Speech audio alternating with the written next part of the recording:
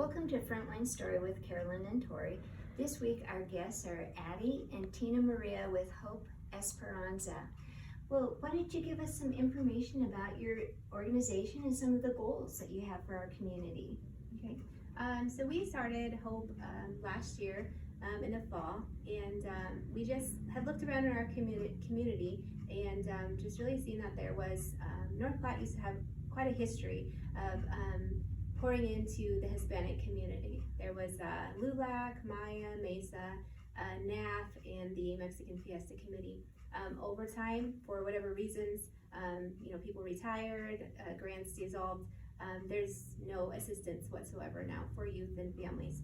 So we got together and collaborated and have a pretty broad mission right now, just to help and pour into the Hispanic families that are currently here. And that's kind of how we got started. Okay, all right.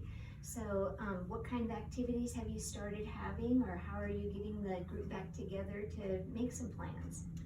So the first thing that we did, the Dia de los Muertos over at the Prairie Arts Center, and that was for 2 days.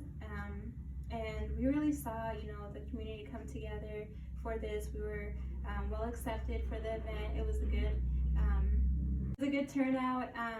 And so the next event that we had was a fundraiser, and it was for a family. It was an enchilada sale. It was kind of a quick, last minute thing. We did it in 3 days. We got all this stuff together. We found a place to do it. We sold over 100 dozen. So we were able to help this family. And now we're gonna do a raffle, a 50-50 raffle at the Cinco de Mayo event that's gonna happen here in town. And so we're excited that, the community has accepted us as well as it has. And we're excited for the activities that we have coming. Great. Okay, so some of your goals is like celebrating your culture and making some awareness of the culture for the community.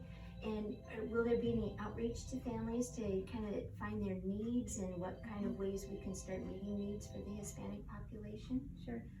Absolutely. So we are in the middle of completing a community needs assessment, and that will just help us identify of the needs that are currently within Lincoln County, and also just assess what are the barriers to those needs.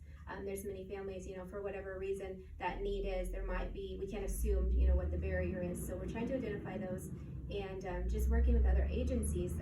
We have plenty of nonprofits here, state employees who are wonderful to work with. Everyone has good intent.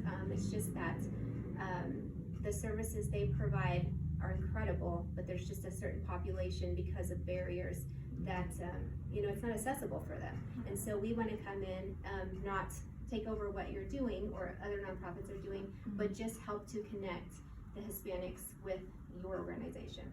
And as the community, and many of you know about the meat packing plant, about to break ground, here soon.